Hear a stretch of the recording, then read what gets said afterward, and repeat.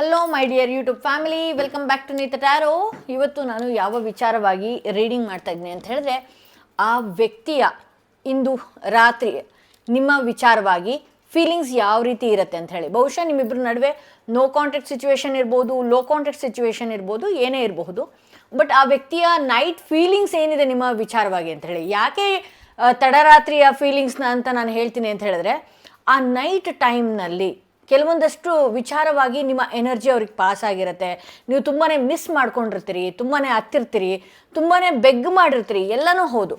But night ಟೈಮಲ್ಲಿ ಏನಾಗುತ್ತೆ, ಆ ವ್ಯಕ್ತಿಯ ಮೈಂಡ್ ಸೆಟ್ಟಲ್ಲಿ ಒಂದಷ್ಟು ಕಾಮ್ ಆಗಿರುವಾಗ ಆ ದಿನದಲ್ಲಿ ಏನೆಲ್ಲ ನಡೀತು ಅಥವಾ ಅವರ ಪರ್ಸ್ನಲ್ ಲೈಫಲ್ಲಿ ಏನೆಲ್ಲ ನಡೀತು ಅನ್ನುವಂಥ ವಿಚಾರವಾಗಿ ಬಹಳಷ್ಟು ಯೋಚನೆಗಳನ್ನು ಮಾಡ್ತಿರುವಂತಹ ಸಮಯದಲ್ಲಿ ಓಕೆ, ಇಂದು ರಾತ್ರಿ ಆ ವ್ಯಕ್ತಿಗೆ ನಿಮ್ಮ ವಿಚಾರವಾಗಿ ಯಾವ ರೀತಿ ನೆನಪಾಗುತ್ತೆ ಆಗ್ತಾ ಇದೆ ಅನ್ನೋದೇ ಇವತ್ತಿನ ರೀಡಿಂಗ್ ಆಗಿರುತ್ತೆ.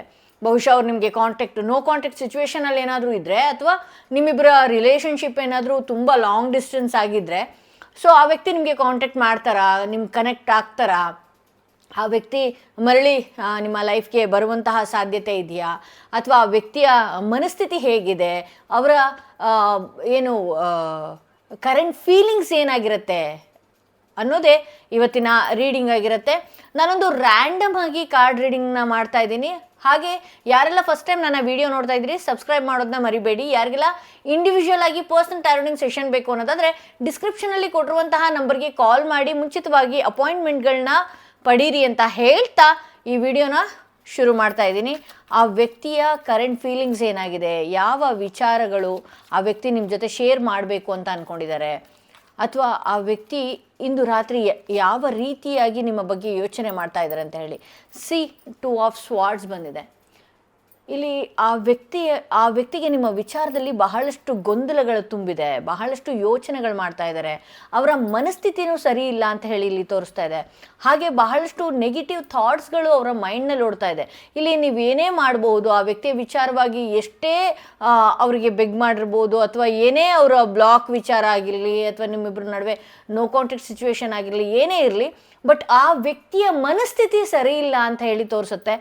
ಇಲ್ಲಿ ಅಗೇನ್ ನಾನು ಇನ್ನೊಂದು ಕಾರ್ಡ್ನ ನೋಡೋದಾದರೆ, ಇಲ್ಲಿ 6 ಆಫ್ ಸ್ವಾರ್ಡ್ಸ್. ಇವರು ಏನಿದೆ ನಿಮ್ಮಿಬ್ಬರ ನಡುವೆ ಜಗಳಗಳಾಗಿರಬಹುದು, ಕಿರಿಕಿರಿ ಆಗಿರಬಹುದು, ಆ ನೋವಿನಿಂದ ಹೊರಗಡೆ ಬರೋದಕ್ಕೆ ಸ್ವಲ್ಪ ಟೈಮ್ ತೊಗೊಳ್ತಾ ಇದ್ದಾರೆ ಅಂತ ಹೇಳಿ ತೋರಿಸ್ತಾ ಇದೆ. ನಾನು ಹೇಳಿದ್ನಲ್ಲ, ಇಲ್ಲಿ 2 ಆಫ್ ಸ್ವಾರ್ಡ್ಸ್ ಬಂದಿರೋದ್ರಿಂದ ಅವ್ರಿಗೆ ರಾತ್ರಿ ಹೊತ್ತು ಕೂಡ ನಿಮ್ಮ ವಿಚಾರವಾಗಿ ಬಹಳಷ್ಟು ನೆಗೆಟಿವ್ ಥಾಟ್ಸ್ಗಳೇ ಓಡ್ತಾ ಇದೆ ಅಂತ ಹೇಳಿ ತೋರಿಸುತ್ತೆ. ಇಲ್ಲಿ ಅಗೇನ್ 6 ಆಫ್ ಸ್ವಾರ್ಡ್ಸ್ ಬಂದಿರೋದ್ರಿಂದ ನಿಮ್ಮಿಬ್ಬರ ನಡುವೆ ಎಷ್ಟೇ ಸಿಹಿಯಾದ ವಿಚಾರಗಳಿದ್ರೂ ಕೂಡ ನೆಗೆಟಿವ್ ವಿಚಾರದ ಬಗ್ಗೆ ಈ ವ್ಯಕ್ತಿ ಬಹಳಷ್ಟು ಯೋಚನೆ ಮಾಡ್ತಾ ಇದ್ದಾರೆ. ಅಂದರೆ ನೀವು ಹೇಳ್ಬೋದು, ಈ ಸಂಬಂಧನ ನೀಟಾಗಿ ತಗೊಂಡು ಹೋಗೋಣ, ಅಥವಾ ಇನ್ನೂ ಗಟ್ಟಿಯಾಗಿ ಇಟ್ಕೊಳ್ಬೋದು, ಈ ಥರದ್ದೆಲ್ಲ ನೀವು ಆ ವ್ಯಕ್ತಿಯೊಟ್ಟಿಗೆ ಶೇರ್ ಮಾಡ್ತಾ ಇರ್ಬೋದು. ಬಟ್ ಆದರೆ ಆ ವ್ಯಕ್ತಿಯ ಮೈಂಡಲ್ಲಿ ಬರೀ ನೆಗೆಟಿವ್ ಥಾಟ್ಸ್ಗಳು, ಅಥವಾ ಈ ರೀತಿ ಆಗ್ಬಿಡುತ್ತೇನೋ, ಆ ರೀತಿ ಆಗ್ಬಿಡುತ್ತೇನೋ ಅನ್ನುವಂತಹ ಒಂದಷ್ಟು ಕಹಿಯಾಗಿ ಯೋಚನೆಗಳನ್ನು ಮಾಡುವಂಥದ್ದು ಮಾಡ್ತಾ ಇದ್ದಾರೆ ಅಂತಲೇ ಇಲ್ಲಿ ತೋರಿಸ್ತಾ ಇದೆ. ಸೊ ಇಲ್ಲಿ ಪೇಜ್ ಆಫ್ ಕಪ್ಸ್ ಬಂದಿದೆ. ಬಟ್ ಆದರೆ ಆ ವ್ಯಕ್ತಿಗೆ ನೋಡಿ, ಬಹಳಷ್ಟು ಯೋಚನೆಗಳು ಮಾಡಿದ ನಂತರನೂ ಕೂಡ ನಿಮ್ಮಿಂದ ನಿಮಗೆ ಮೆಸೇಜ್ ಮಾಡಬೇಕು ಅನ್ನೋ ಆಸೆ ಆಗಿರ್ಬೋದು, ಅಥವಾ ಕಾಲ್ ಮಾಡಬೇಕು ಅನ್ನುವಂಥ ಆಸೆ ಆಗಿರ್ಬೋದು, ಅಥವಾ ಈ ಸಂಬಂಧನ ಬೇಡ ಅಂತ ಡೈರೆಕ್ಟಾಗಿ ಹೇಳ್ಕೊಳ್ಳೋದಕ್ಕೂ ಕೂಡ ಆ ವ್ಯಕ್ತಿಗೆ ನಿಮ್ಮಿಂದ ದೂರ ಆಗೋದಕ್ಕೂ ಕೂಡ ಮೈಂಡ್ಸೆಟ್ ಇಲ್ಲ ಅನ್ನೋದು ತೋರಿಸುತ್ತೆ.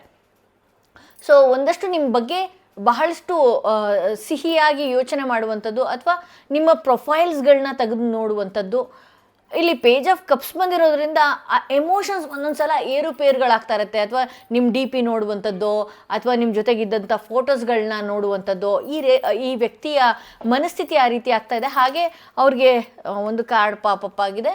ಇಲ್ಲಿ ಕ್ವೀನ್ ಆಫ್ ಕಪ್ಸ್ ಬಂದಿರೋದ್ರಿಂದ ಸ್ವಲ್ಪ ಅವರು ಏನು ಯೋಚನೆ ಮಾಡ್ತಾರೆ, ಹೀಗೆ ನೀವೇನಾದರೂ ಸೈಲೆಂಟಾಗಿ ಇದ್ರಿ ಅಂತ ಹೇಳಿದ್ರೆ, ಅಥವಾ ನಿಮ್ಮಿಂದ ಅವ್ರಿಗೆ ಯಾವುದೇ ರೀತಿಯಾದಂತಹ ಒಂದು ಮೆಸೇಜ್ ಆಗಿರ್ಬೋದು, ಅಥವಾ ಫೋನ್ ಕಾಲ್ಸ್ಗಳಾಗಿರಬಹುದು ಇಲ್ಲದೆ ಇರುವಾಗ, ಆಗ ಆ ವ್ಯಕ್ತಿಗೆ ನಿಮ್ಮನ್ನು ಕಾಂಟ್ಯಾಕ್ಟ್ ಮಾಡಬೇಕು ಅನ್ನುವಂತಹ ಆಸೆ ಮೂಡುವಂತಹ ಸಾಧ್ಯತೆಗಳು ಅತಿ ಹೆಚ್ಚಾಗಿ ಕಾಣುತ್ತೆ ಇಲ್ಲಿ.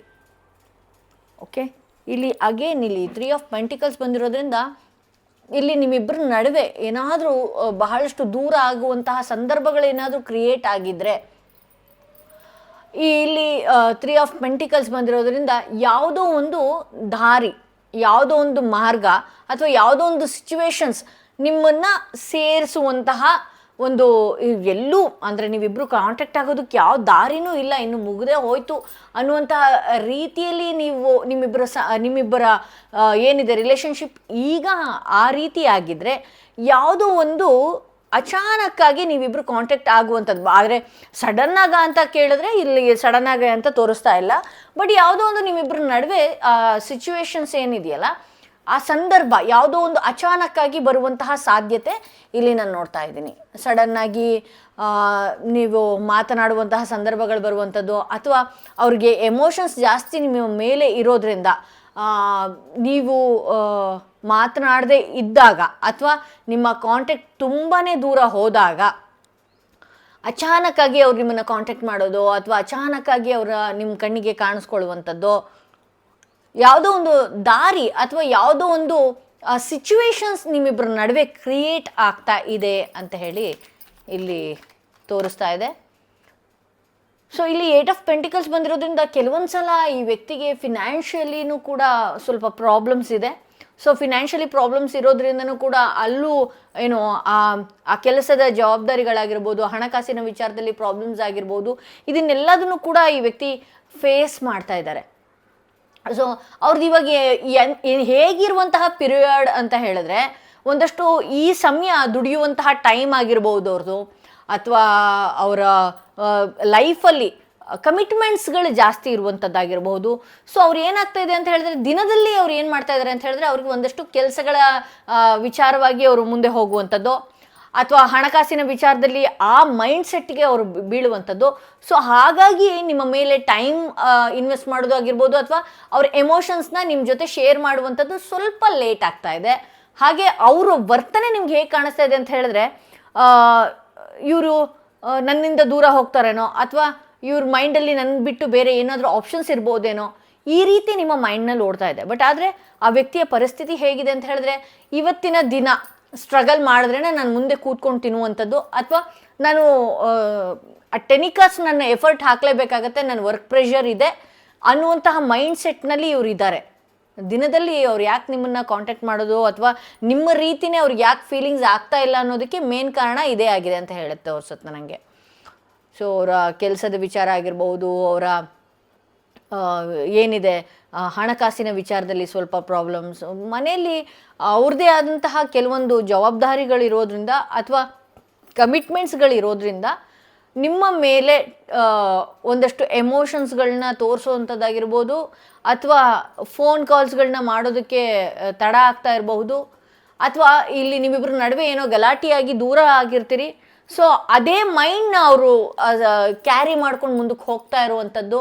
ಸೊ ಕೆಲವೊಂದು ಸಲ ಪೀಕ್ ಲೆವೆಲ್ಗೆ ಹೋದಾಗ ಅವ್ರ ಮನಸ್ಸಿಗೆ ಅನಿಸುತ್ತೆ ಕಾಂಟ್ಯಾಕ್ಟ್ ಮಾಡಿಬಿಡ್ಲಾ ಅಥವಾ ಮಾತಾಡಬಿಡ್ಲಾ, ಈ ರೀತಿ ಎಲ್ಲನೂ ಕೂಡ ಈ ವ್ಯಕ್ತಿ ಥಿಂಕ್ ಮಾಡುವಂತಹ ಸಾಧ್ಯತೆ ಇದೆ ಅಂತ ಹೇಳಿ ತೋರಿಸುತ್ತೆ. 8 ಆಫ್ ಸ್ವಾರ್ಡ್ಸ್ ಬಂದಿರೋದ್ರಿಂದ ದಯವಿಟ್ಟು ನಿಮ್ಮ ಮೈಂಡ್ನಲ್ಲಿ ನೆಗೆಟಿವ್ ಥಾಟ್ಸ್ಗಳು ತುಂಬಾ ಓಡ್ತಾ ಇದೆ. ಬಹಳಷ್ಟು ನೆಗೆಟಿವ್ ಆಗಿ ಥಿಂಕ್ ಮಾಡ್ತಾ ಇದ್ದೀರಿ. ಆ ನೆಗೆಟಿವ್ ಆಗಿ ಏನು ಯೋಚನೆ ಮಾಡ್ತಾ ಇದ್ದೀರಿ ಅದೇ ರೀತಿಯಲ್ಲೇ ನಿಮ್ಮ ಲೈಫ್ ಕೂಡ ನಡೆಯುವಂಥ ಸಾಧ್ಯತೆಗಳು ಇಲ್ಲಿ ತೋರಿಸ್ತಾ ಇದೆ. ಓಕೆ, ಸೊ ಇಲ್ಲಿ ಬಹಳಷ್ಟು ನೆಗೆಟಿವ್ ಆಗಿ ಏನು ಥಿಂಕ್ ಮಾಡ್ತಾ ಇರೋದ್ರಿಂದ ಒಂದಷ್ಟು ನಿಮಗೆ ಮಾನಸಿಕವಾಗಿ ಕೊರಗುವಂತಹ ಸಾಧ್ಯತೆಗಳು ಇಲ್ಲಿ ತುಂಬ ಹೆಚ್ಚಾಗಿ ನಾನು ನೋಡ್ತಾ ಇದ್ದೀನಿ. ಸೊ ದಯವಿಟ್ಟು ತಲೆಯಿಂದ ನೆಗೆಟಿವ್ ಥಾಟ್ಸ್ಗಳನ್ನ ತೆಗೆದು ಹಾಕಿ ಅಂತಲೇ ನಾನು ಹೇಳೋದಕ್ಕೆ ಸಾಧ್ಯ. ಹಾಗೆ ಇಲ್ಲಿ ನಿಮ್ಮಿಬ್ಬರು ಸಂಬಂಧದಲ್ಲಿ 10 ಆಫ್ ವಾಂಡ್ಸ್ ಬಂದಿರೋದ್ರಿಂದ ಎಲ್ಲ ಪ್ರೆಷರ್ಸ್ಗಳನ್ನು ಅಥವಾ ಈ ಸಂಬಂಧ ಉಳಿಸ್ಕೊಳ್ಳುವಂತಹ ಪ್ರಯತ್ನಗಳು ನೀವು ಮಾಡ್ತಿದ್ದೀರಿ. ಇಲ್ಲಿ ಆ ವ್ಯಕ್ತಿ ಒಂದಷ್ಟು ನೆಗೆಟಿವ್ ಹೌದು ಥಾಟ್ಸ್ಗಳಿದೆ ಅವ್ರ ತಲೆಯಲ್ಲಿ, ಹಾಗೆ ಏನಾಗುತ್ತೋ ಏನೋ ಅಥವಾ ನಿಮ್ಮಿಂದ ಏನಾದರೂ ಪ್ರಾಬ್ಲಮ್ ಕ್ರಿಯೇಟ್ ಆಗುತ್ತೋ ಏನೋ ಅನ್ನುವಂತಹ ಕೆಲವೊಂದು ಮೈಂಡ್ ಸೆಟ್ಟಲ್ಲಿದ್ದಾರೆ. ಅಥವಾ ಈ ರಿಲೇಷನ್ಶಿಪ್ಪಲ್ಲಿ ಯಾವುದೇ ಒಂದು ಸ್ಟೇಬಲ್ ಮೈಂಡ್ ಸೆಟ್ ತೊಗೊಂಡು ಹೆಜ್ಜೆ ಇಡೋದಕ್ಕೆ ಸ್ವಲ್ಪ ಭಯ ಪಡ್ತಿದ್ದಾರೋ ಹೊರತು, ಇಲ್ಲಿ ನಿಮ್ಗೆ ಏನಾಗ್ತಾ ಇದೆ ಅಂತ ಹೇಳಿದ್ರೆ, ಇಡೀ ದಿನಗಳಲ್ಲಿ ನಿಮ್ಮ ಕೆಲಸನ ನೀವು ಹಿಂದಕ್ಕೆ ಹಾಕಿ ಬರೀ ಇದೇ ವಿಚಾರವಾಗಿ ಏನು ರಾತ್ರಿ ಹೊತ್ತಾಗಿರ್ಬೋದು, ಆ್ಯಂಗ್ಸೈಟಿ ಫೀಲ್ ಆಗಿರ್ಬೋದು, ಸಡನ್ನಾಗಿ ಎಚ್ಚರಿಕೆ ಆಗುವಂಥದ್ದು, ಭಯ, ಆತಂಕ, ಗಾಬರಿಗೊಳಗಾಗುವಂಥದ್ದು, ಎಲ್ಲ ರೀತಿಯೂ ಕೂಡ ಈ ಸಂಬಂಧನ ಉಳಿಸ್ಕೊಳ್ಳೋದಕ್ಕೆ ಎಲ್ಲ ರೀತಿ ಶತಪ್ರಯತ್ನಗಳನ್ನು ನೀವೊಬ್ಬರೇ ಮಾಡ್ತಾ ಇದ್ರಿ. ಇದರಿಂದ ಸಾಕಾಗೋಗಿದೆ ಅನ್ನುವಂತಹ ಫೀಲ್ ಕೂಡ ಇದೆ. ಸೊ ಇದರಿಂದ ನೋಡಿ, ಸೊ ಇಲ್ಲಿ ನಿಮ್ಗೇನಾದರೂ ಕಾಯಿಲೆ ಇದೆಯಾ ಅಥವಾ ಏನಾದರೂ ಏನೋ ಬೇರೆ ರೀತಿಯಾದಂತಹ ಏನಾದ್ರು ಒತ್ತಡಗಳಿದೆಯಾ ಅಂತ ಹೇಳಿ ನೋಡೋದಕ್ಕೆ ಹೋದರೆ, ಸೊ ಇದೇ ವಿಚಾರಗಳನ್ನು ನೀವು ತುಂಬ ಕ್ಯಾರಿ ಮಾಡಿ ಸ್ಟ್ರೆಸ್ಗೆ ಒಳಗಾಗ್ತಿದ್ದೀರಿ. ಹಾಗೆ ನೆಕ್ಸ್ಟ್ ಸ್ಟೆಪ್ ಏನು ಅನ್ನೋದು ಗೊತ್ತಾಗದೆ ಯಾವ ರೀತಿ ಆ್ಯಕ್ಷನ್ ತೊಗೊಳ್ಬೇಕು ಈ ಸಂಬಂಧದಲ್ಲಿ ಅನ್ನುವಂತಹ ಕನ್ಫ್ಯೂಷನ್ ಸ್ಟೇಟ್ಗೆ ನೀವು ಒಳಗಾಗ್ತಾ ಇದ್ದೀರಿ. ದಯವಿಟ್ಟು ಈ ಸ್ಟ್ರೆಸ್ನ ನೀವು ತಲೆಯಿಂದ ತೆಗೆದು ಹಾಕಿ ಯಾವಾಗ ನೀವು ಕಾಮ್ ಮೈಂಡ್ಸೆಟ್ನಿಂದ ಇರ್ತೀರಿ, ನೀವು ಎಷ್ಟು ಮಿಸ್ ಮಾಡ್ಕೊಂಡಿದ್ರಲ್ಲ ಆ ವ್ಯಕ್ತಿಯನ್ನು, ದಯವಿಟ್ಟು ನಿಮ್ಮ ಎನರ್ಜಿಯನ್ನು ಸ್ವೈಪ್ ಮಾಡಿ ಬೇರೆ ಕಡೆನ ತೆಗೆದು ಹಾಕಿ, ಅಥವಾ ಒಳ್ಳೆ ಮ್ಯೂಸಿಕ್ ಕೇಳುವಂಥದ್ದು, ಒಳ್ಳೆ ಊಟ ಮಾಡುವಂಥದ್ದು, ತುಂಬ ನಿದ್ದೆ ಮಾಡುವಂಥದ್ದು, ಈ ರೀತಿ ಎಲ್ಲ ನೀವು ಮಾಡಿದಾಗ ಏನಾಗುತ್ತೆ ಗೊತ್ತಾ, ಆ ವ್ಯಕ್ತಿ ನಿಮ್ಮನ್ನು ಮಿಸ್ ಮಾಡ್ಕೊಳ್ಳೋದಕ್ಕೆ ಸಾಧ್ಯ. ಯಾವಾಗ ನಿಮ್ಮ ಎನರ್ಜಿ ಆ ವ್ಯಕ್ತಿಯಿಂದ ತೆಗೆದು ಬೇರೆ ಕಡೆ ಸ್ವೈಪ್ ಮಾಡ್ಕೊಳ್ತೀರಿ, ಆಗ ಆ ವ್ಯಕ್ತಿ ನಿಮ್ಮನ್ನು ಮಿಸ್ ಮಾಡ್ಕೊಳ್ತಾರೆ. ಸೊ ಅಲ್ಲಿವರೆಗೂ ನೋಡಿ, ಅವರು ಪರ್ಸ್ನಲ್ ಲೈಫ್ ಬಗ್ಗೆ ಬಹಳಷ್ಟು ತಲೆ ಕೆಡಿಸ್ಕೊಂಡು ಮುಂದಕ್ಕೆ ಹೋಗ್ತಾ ಇದ್ದಾರೆ. ಇಲ್ಲಿ ನೀವು ಗೊಂದಲಕ್ಕೆ ಒಳಗಾಗಿದ್ದೀರಿ, ಸರಿಯಾದ ರೀತಿಯಲ್ಲಿ ನಿದ್ದೆ ಇಲ್ಲ, ಆಂಗ್ಸೈಟಿ ಫೀಲು, ತುಂಬ ನೆಗೆಟಿವ್ ಥಾಟ್ಸು, ಈ ಸಂಬಂಧನ ಉಳಿಸ್ಕೊಳ್ಳೋದಕ್ಕೆ ಶತಪ್ರಯತ್ನಗಳು ಸಾಕಾಗಿ ಹೋಗಿದೆ ಅನ್ನುವಂತಹ ಭಾಸ ನಿಮ್ಮಲ್ಲಿ ಆಗ್ತಾ ಇದೆ ಅಂತ ಹೇಳಿ ತೋರಿಸ್ತಾ ಇದೆ. ಸೊ ಇದು ಆ ವ್ಯಕ್ತಿಯ ನೈಟ್ ಫೀಲಿಂಗ್ಸ್ ಇದಾಗಿತ್ತು ಅಂತ ಹೇಳ್ತಾ ಈ ವಿಡಿಯೋನ ಇಲ್ಲಿಗೆ ಮುಗಿಸ್ತಾ ಇದ್ದೀನಿ. ಮತ್ತಷ್ಟು ವಿಡಿಯೋದೊಂದಿಗೆ ನಾನು ನಿಮ್ಮನ್ನು ಭೇಟಿ ಆಗ್ತೀನಿ. ಯಾರೆಲ್ಲ ಫಸ್ಟ್ ಟೈಮ್ ನನ್ನ ವಿಡಿಯೋ ನೋಡ್ತಾ ಇದ್ದೀರಿ, ದಯವಿಟ್ಟು ಸಬ್ಸ್ಕ್ರೈಬ್ ಮಾಡೋದನ್ನ ಮರಿಬೇಡಿ. ಯಾರಿಗೆಲ್ಲ ಇಂಡಿವಿಜುವಲ್ ಆಗಿ ಪರ್ಸನಲ್ ಟಾರೋಟಿಂಗ್ ಸೆಷನ್ ಬೇಕು ಅನ್ನೋದಾದರೆ ಡಿಸ್ಕ್ರಿಪ್ಷನಲ್ಲಿ ಕೊಟ್ಟಿರುವಂತಹ ನಂಬರ್ಗೆ ಕಾಲ್ ಮಾಡಿ ಮುಂಚಿತವಾಗಿ ಅಪಾಯಿಂಟ್ಮೆಂಟ್ಗಳನ್ನ ಬುಕ್ ಮಾಡ್ಕೊಳ್ಬೇಕಾಗತ್ತೆ.